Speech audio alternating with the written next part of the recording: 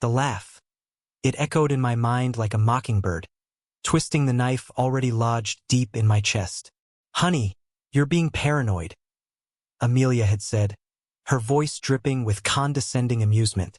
"Cody is just a colleague. We work late, that's all." Late. That word had become a venomous serpent in our marriage, slithering between us, poisoning the trust we built over 10 years. Amelia, a successful lawyer, had been working increasingly long hours. First, I'd been supportive.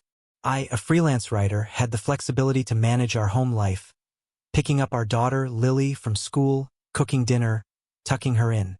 But the late nights became later, the excuses flimsier, the perfume she wore not the one I'd bought her for our anniversary.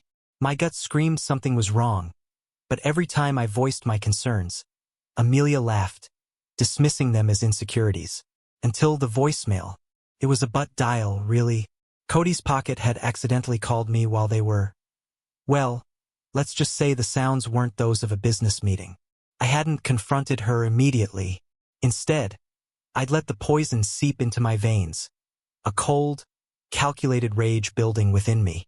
I'd planned it meticulously. Every detail, every word, every agonizing second of her downfall. Our anniversary dinner. A fancy restaurant, the one where I'd proposed. Amelia, stunning in a red dress, looked genuinely happy, oblivious to the storm brewing. Throughout the meal, I played the doting husband, complimenting her, reminiscing about our past. She lapped it up, the guilt, if any, expertly masked. Dessert arrived, a chocolate lava cake, our favorite. I raised my glass. To us, Amelia. 10 wonderful years. My voice was steady, betraying none of the turmoil within. To us? She echoed, her smile radiant. I have a special anniversary gift for you, I said, pulling out my phone. A voicemail, a very timid one. Her smile faltered. The blood drained from her face as I pressed play. The sounds, muffled, yet unmistakable, filled the elegant restaurant. Other diners turned, their whispers buzzing like insects. Amelia's eyes widened in horror. The laughter, the one that had haunted me for weeks, died in her throat, replaced by a gasp of air. Happy anniversary, Amelia? I whispered, my voice devoid of emotion. The world crashed down around her. Her carefully constructed facade crumbled, revealing the liar beneath. She stammered, tried to explain, but the words caught in her throat. I simply watched, the cold satisfaction hardening my heart. The restaurant manager, alerted by the commotion, approached us. Amelia, humiliated, pleaded with me to stop to talk privately. But the show was just beginning. I stood up, my chair scraping against the floor, the sound amplified in the sudden silence. My wife, I announced to the room, my voice ringing with controlled fury, has been having an affair with her colleague Cody.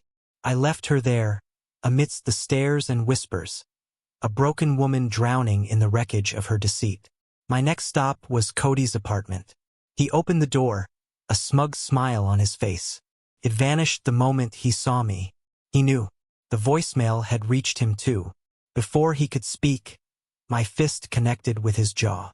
He stumbled back, surprise and pain contorting his features. I didn't stop. Fueled by months of suppressed rage, I unleashed a torrent of blows. He didn't even try to fight back, the coward. He just cowered, whimpering pathetically. I left him there, a bruised and broken mess, a testament to my wrath. The legal proceedings were messy. Amelia fought, of course, but the voicemail was damning. I got full custody of Lily. She was the only casualty in this war, an innocent bystander caught in the crossfire.